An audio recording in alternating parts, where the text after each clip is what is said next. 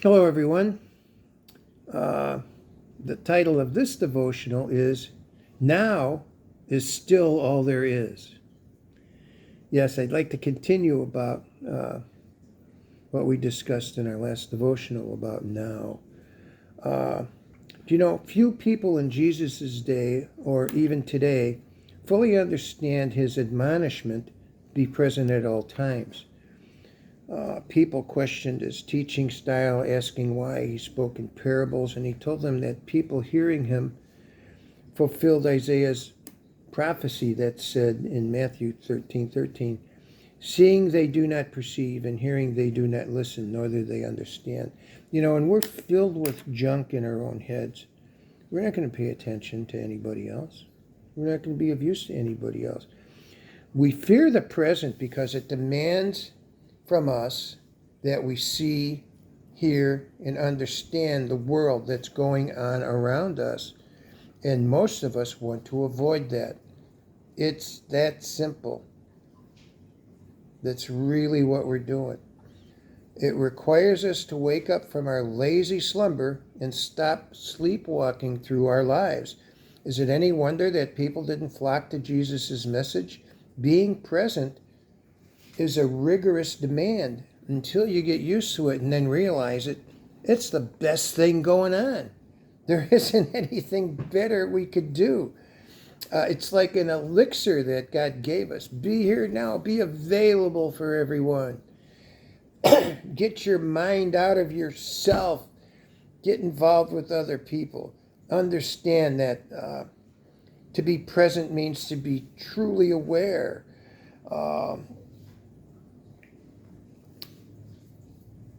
And how do you do that? Well, if you realize you're not present, you're present. The act of realizing you're not present pulls you into the present, at least momentarily. And then I guess we get uncomfortable and want to go back to whatever daydreams or fantasies or whatever it was we were doing.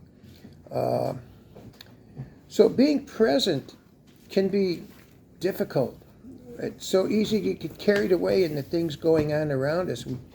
We forget to notice the present because we're thinking about what we did yesterday or 20 years ago, or who died and how we miss them, what we're going to be doing 5 minutes from now, or next year.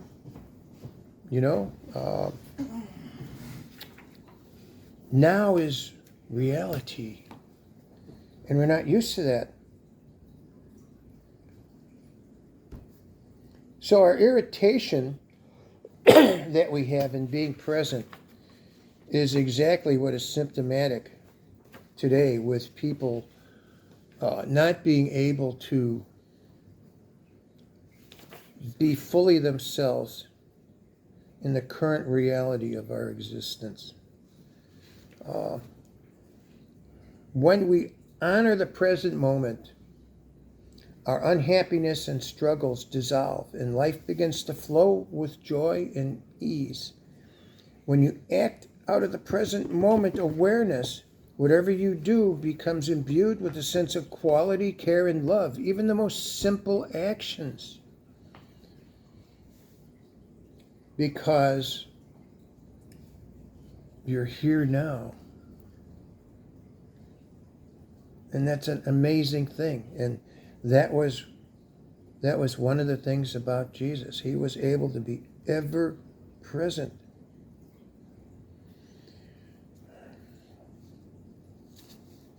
Sometimes when we talk to other people, and people are in distress, gosh, I'm sick again. I've been sick like this for the last 3 years. I'm sick again. I'm going to be sick tomorrow. I'm going to be sick the day after that. Be present. Okay, you might not be 100%, but this is what you got now. Find out about somebody else. Find out what they're going through. Realize the power of the present moment. we realize that the situations in our lives that are the sources of our struggle and to make us unhappy are things we're dwelling on from before and after what's coming.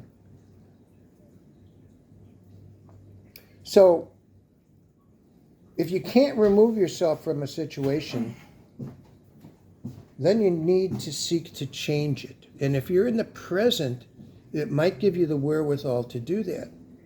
Because if you're not in that perceptive state of mind, you're not going to change what's going on.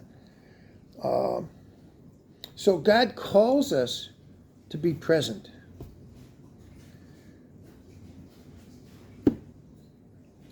Luke 9:62 says, "No one who puts his hand to the plow and looks back is fit for the kingdom of God." Why is heaven going to be so wonderful? Probably because we are effortlessly always going to be present. Because the present will always be the absolute best thing that's going on. And we won't want to do anything else but be present. Think about that. Really think about that. Our past is our past. It's not where we live. Our future hasn't even arrived yet, and it may not. None of us are even promised the future. All we are promised is what we have right now. This moment is the only moment that's real. This is where God lives. This is where Jesus lived his life, in the present. Have a good day, folks. Love you all.